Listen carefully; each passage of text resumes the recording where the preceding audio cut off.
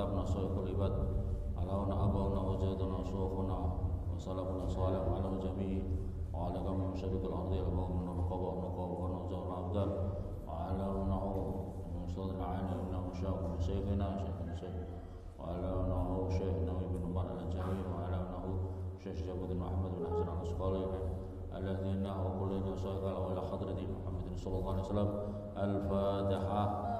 أعوذ بالله من الشيطان الرجيم. بسم الله الرحمن الرحيم. الحمد لله رب العالمين الرحمن الرحيم مالك يوم الدين إياك نعبد وإياك نستعين اهدنا الصراط المستقيم صراط الذين أنعمت عليهم غير المغضوب عليهم ولا الضالين آمين. Bismillahirrahmanirrahim. Wal maqalah saminah wa salasun.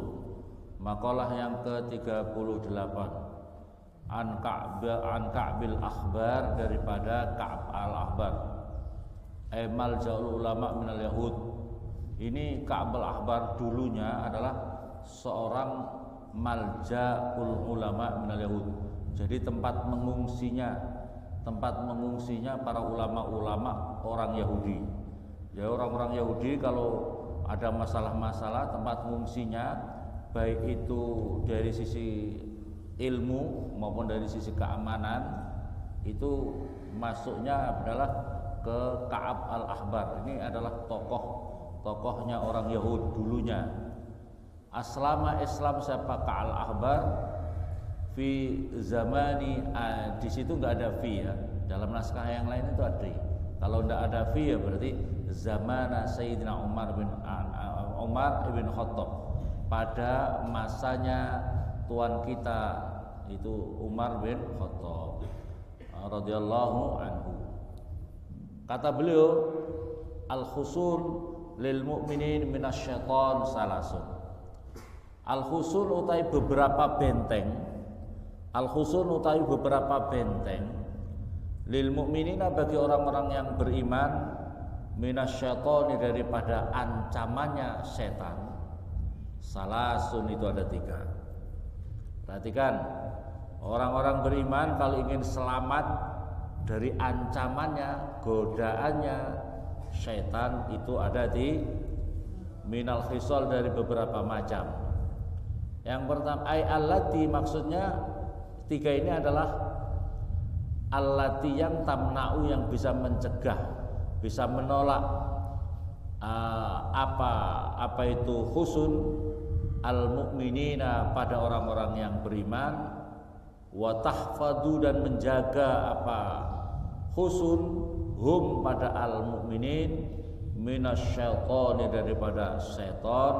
Salasun itu ada 3. Perhatikan ya, orang-orang yang beriman, kalau kami ingin terselamatkan daripada godaannya, ancamannya, virusnya setan, itu ada 3. Wal hisnu utawi benteng, wal hisnu utawi benteng, huwa ya al hisnu al makanu al murtafi'u, yaitu suatu tempat. Al makanu itu tempat, al murtafi'u yang ditinggikan, maksudnya di luhur, apa di tinggi itu maksudnya ditinggikan, posisinya ditinggikan.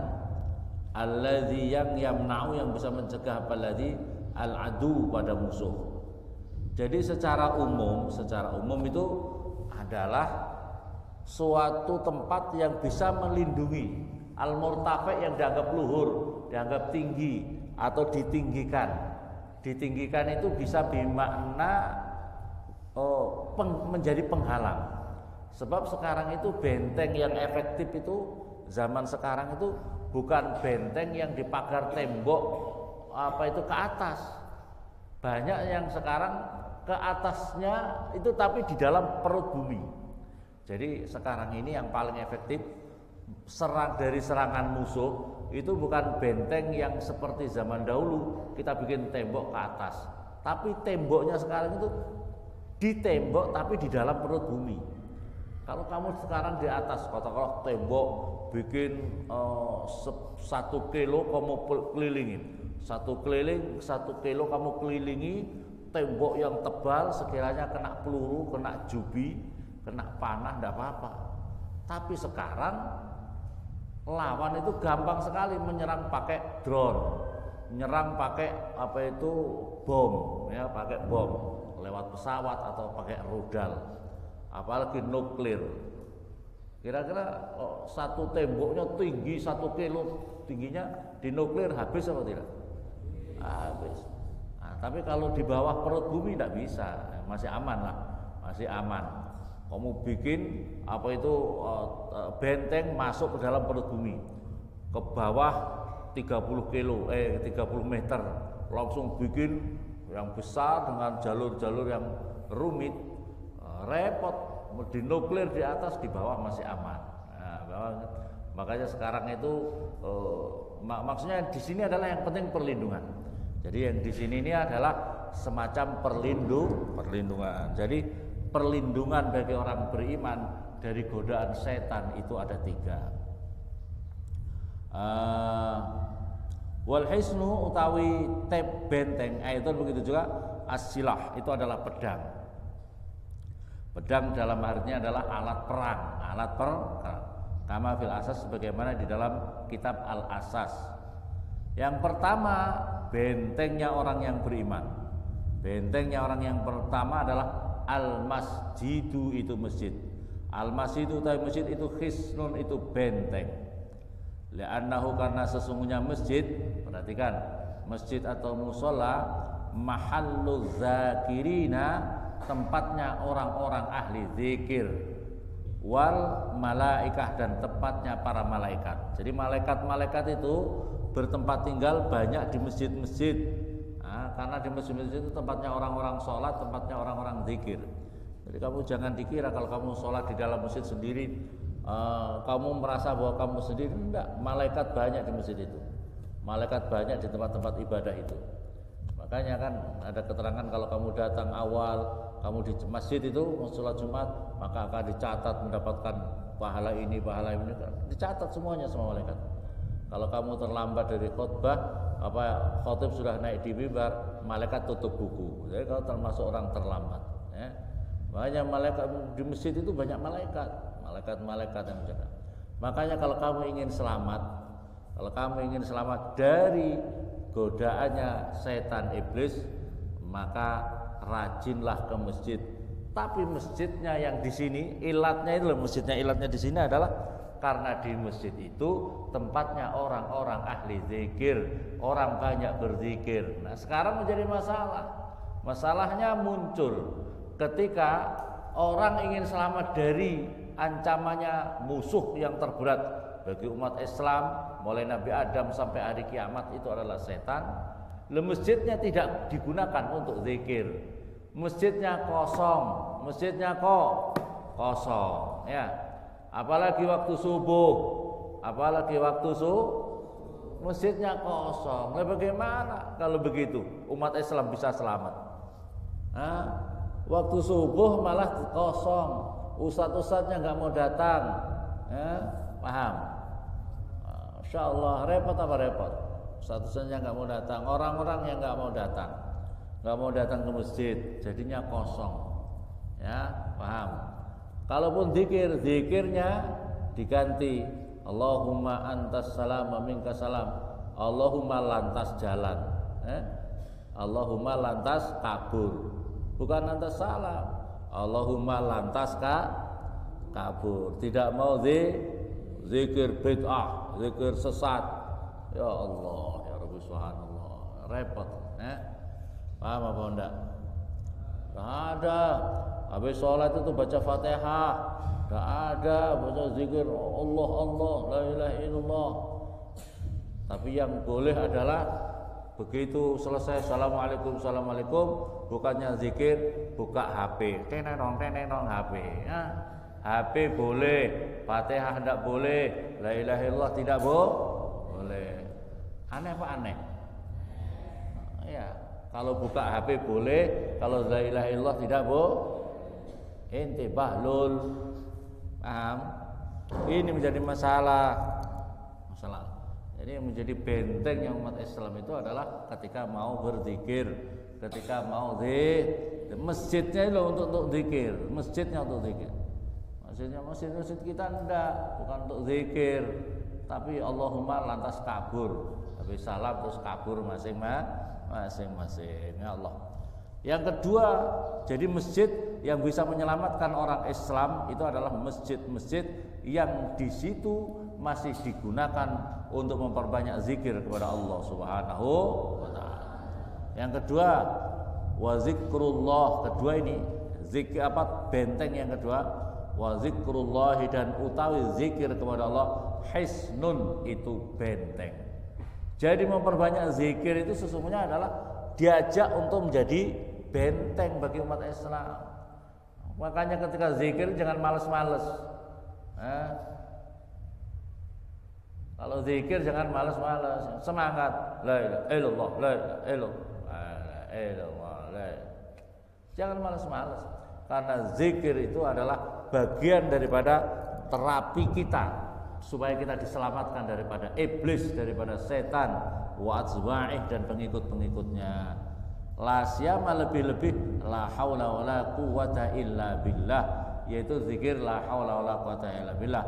Fa inna syaitan, maka sesungguhnya syaitan yang qabidu itu mengkeret, mengkeret bahasa Jawanya, mengkeret itu menjadi kecil, mengkeret. Yang qabidu itu menjadi mengkeret apa syaitan, ayah tafi artinya menjadi menyamar, jadi ini takut kelihatan. Yahtafi artinya menjadi menyamar apa syaitan. Wa yata'akharu dan mundur apa syaitan. Idza sami'a, ketika mendengar apa syaitan, zikrullah, pada zikir kepada Allah Ta'ala. Jadi ketika banyak zikir la ilaha illallah, setannya kabur. Tapi kalau la ilaha tidur saja, ya setannya mempermainkan kamu. Jak zikir hatinya kemana-mana, tidak fokus, tidak khusyuk, ya kemana-mana. Kamu digoda setan kamu, ya. Ketika zikir yang semangat, ketika zikir yang khudur.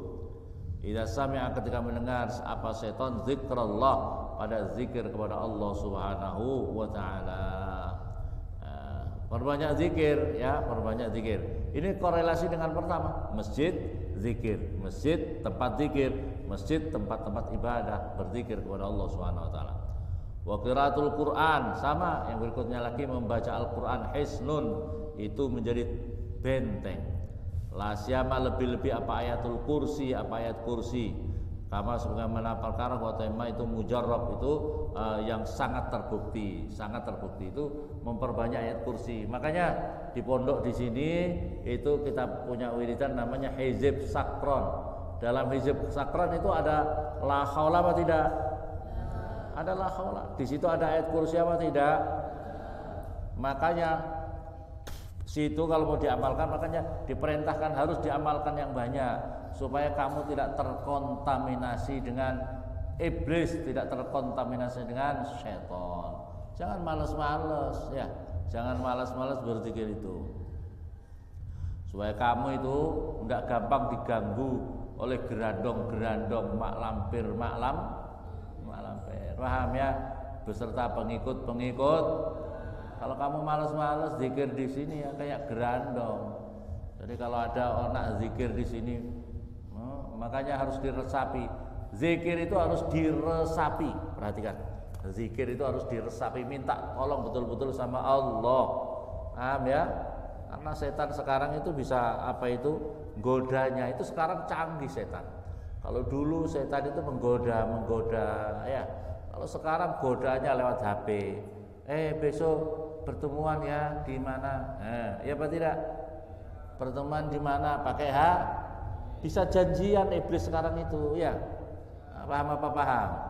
Yang enggak fokus ya gampang kayak kayak embek, mentalnya santri yang tidak, orang-orang yang tidak menghayati makna zikir itu ya kayak embek itu, kayak embek. Embek itu kalau dikasih, pokoknya embek itu dikasih makanan, yang penting makanan rumput-rumput yang hijau-hijau begitu. Itu pokoknya asal mbek begitu langsung ikut saja mbek itu. Paham apa paham? Nah, enggak tahu bahwasanya itu jebakan. Itu rumput itu adalah jebakan. Mau dipotong, mau dikasih masuk ke dalam neraka. Mau saja. Dasar mbek. Ada santri yang model mbek apa tidak? Ada? Ada enggak? Yang gampangan begitu digoda lewat HP, lewat apa begitu, ya? Paham? Masya Allah, na'udzubillah summa na'udzu. Jadi kalau kamu ingin selamat dari godaan setan, 3, masjid dijaga. Yang masjid itu adalah atau musola atau tempat ibadah yang digunakan memperbanyak zikir kepada Allah. Yang kedua adalah berzikir kepada Allah. Yang ketiga adalah memperbanyak qiraatul Quran. Wabil khusus dalam qiraatul Quran itu adalah ayat kursi. Kalau baca ayat kursi, insya Allah setan-setan gaib kabur. Setan-setan gaib Kalau setan yang doyan sambel, tidak hanya baca ayat kursinya, dengan kursinya sekaligus dilempar, insya Allah kabur. Amin Allahumma. Ya. Dilempar kursi tidak kabur, dengan mejanya sekaligus dilemparkan, insya Allah kabur. Kabur apa tidak kira-kira? Paham? Ayat kursi, sak kursi dan mejone, ya paham? Kursi dan ayatnya betul, ayatnya harus dibaca. Artinya strategi lahir, strategi batin digunakan. Maksud saya begitu. Ini bukan main-main. Strategi lahir zikirnya digunakan. Strategi zahirnya ikhtiar, jangan sampai digoda. Paham ya? Wal maqalah tasya'u salasun, maqalah yang ke-39 an ba'dul hukama, daripada sebagian ulama-ulama ahli hikmah, nusungnya ulama ba'dul hukama qol, bersabda siapa berkata siapa ba'dul hukama, salasun untuk 3, min kanzillahi, daripada gedungnya Allah taala menurut Allah, mimma dari perkara yudakhiru yang menyimpan kepada ma siapa Allah taala menurut Allah, la yu'ti tidak memberikan kepada salas siapa Allah illa man kecuali seseorang ahabba mencintai siapa Allah kepada man. 3 ini tidak akan diberikan kepada kecuali orang yang dicintai oleh Allah. Yang pertama adalah al-faqru, satu fakir. Wahwa adapun fakir itu fakduma itu kesunyian perkara yahtaju yang membutuhkan siapa orang ilahi kepada ma. Jadi fakir itu dia masih banyak kekurangan. Contohnya fakir yang paling utama santri. Santri itu banyak kekurangan apa tidak? Banyak kekurangan apa enggak? Santri. Orang fakir seperti kalian itu adalah termasuk orang-orang yang dicintai oleh Allah, karena kamu tidak kerja di pondok, kamu hanya ngaji dan ngaji, makanya kamu kurang. Mau beli sendal, kadang-kadang tidak kuat beli sendal jepit, ya. Ada yang tidak kuat beli sendal jepit? Banyak, masya Allah. Wal marad yang berikutnya lagi adalah sakit. Wa marat itu ya'rudu yang perkara yang baru datang lil badani pada badan. Fayukhriju maka mengeluarkan apa maratu kepada orang anil i'tidal daripada tegak al khas yang khusus. Jadi dia tidak kuat lagi untuk berdiri, dia tidur-tiduran, dia tidak mampu untuk beraktivitas karena sakit. Wasobru yang berikutnya lagi adalah sabar. Wa tawin sabar itu atarkus syakwa, itu meninggalkan mengadukan min alamil balwa, daripada apa itu sakitnya, daripada sakitnya cobaan. Li ghairillah, pada selainnya Allah. Ya, dia suka mengadu-ngadu.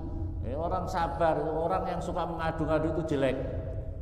Orang suka mengadu-ngadu itu jelek kalau dia mengadu-ngadu kepada orang. Apalagi mengadunya dalam rangka mencari perhatian. Aduh aku sakit, padahal sakit biasa-biasa saja. Aduh aku sakit, kepalaku, masya Allah, kepalaku itu seolah-olah masya Allah kiamat besok datang. Saking sakitnya suka merajuk-rajuk, suka mengadu-ngadu, apalagi sama orang lain, apalagi lawan jenis. Perhatikan, hati-hati. Mental suka mengadu-ngadu itu adalah mental penjahat, mental pecundang. Paham? Ngadu-ngadu sama lawan jenis. Biasanya yang suka mengadu-ngadu itu cewek atau cowok? Cewek atau cowok? Cowok ya ada. Cowok yang bermental cewek yang bermental banci, pecundang. Oh, masalah sedikit. Oh, mak, saya di sini sendal jepit saya hilang, mak. Apalagi kepada calon mertua. Aduh, mak, aduh. Hati-hati itu. Pecundang. Tidak bisa menyelesaikan masalahnya sendiri, mengadu kepada orang. Hati-hati yang suka mengadu-ngadu. Apalagi nanti kalau sudah bersuami istri, suka mengadu-ngadu sama orang lain. Oh, sudah, aduh, ini suami saya itu begini, tidak bisa kerja, kalau pagi ngiler terus, tapi mengadu sama orang lain. Itu nanti cara cari-cari hati mental perempuan-perempuan begitu itu harus dijauhi. Itu adalah penyakit rumah tangga. Itu adalah mental pecundang dalam rumah tangga. Hati-hati. Kau lihat saja sekarang kalau sama cewek kok suka mengadu-ngadu, gini suka mengadu. Ya, itu mental pecundang. Cari perhatian. Piara kambing lebih bagus dari piara orang seperti itu. Oke. Kalau begitu jadi fitnah. Perempuan-perempuan gitu itu penimbul fitnah dalam rumah tangga. Tapi kalau kamu piara kambing sangat bermanfaat. Bisa dijual, bisa dipotong, bisa digadaikan. Ya, kau punya istri seperti itu, kau gadaikan, pulang lagi. Kau jual, tidak laku. Repot apa repot? Tuh lihat ini, perempuan-perempuan yang di belakang itu, pokoknya yang suka mengadu-ngadu, suka madul-madul, itu adalah mentalnya para pecundang. Amin Allahumma. Allahu Akbar. Hati-hati. La ilallah, kalau kamu mengadunya sama Allah, oke. Ya Allah, aku sakit ya Allah. Ya Allah, aku rasanya gini ya Allah. Sayangi aku ya Allah. Gitu boleh. Mintanya sama Allah. Jangan sama orang lain. Mintanya sama Allah. Itu namanya orang istimewa. Itu namanya kesatria. Berjiwa kesatri, berjiwa mental baja, mental yang hebat. Itu kalau punya masalah mengadunya sama Allah. Bukan di Facebook, aduh gini deh, apa namanya? Instagram, di TikTok. Apa itu? Kayak melas-melas, kayak apa? Pecundang. Paham ya? Waridho dan ridho bil qada, dengan qadanya Allah, layak dahu, itu tidak menyacatkan fi di dalam qada apa syakwa pada madul ilallah pada Allah. Kalau ridho dengan qada, layak dahu bi asyakwa madul ilallah wala ila ghairi, dan tidak pada selainnya Allah. Wa inna mayak dahu, dan sesungguhnya menyacatkan apa menjelekkan atau mencacat apa syakwa bir ridho dengan ridho fil maqti di dalam perkara yang dipastikan. Wa inna malazima, dan sesungguhnya tetap apa ridho bil qada dengan qada, li'anal abda, karena sesungguhnya hamba la buddha, tidak boleh tidak ayyardo, supaya ridho siapa abad bi hukmi sayyidi, dengan hukum tuannya abad. Kada seperti ini fit ta'rifat li Sayyid Ali Al-Jurjani wallahu a'lam.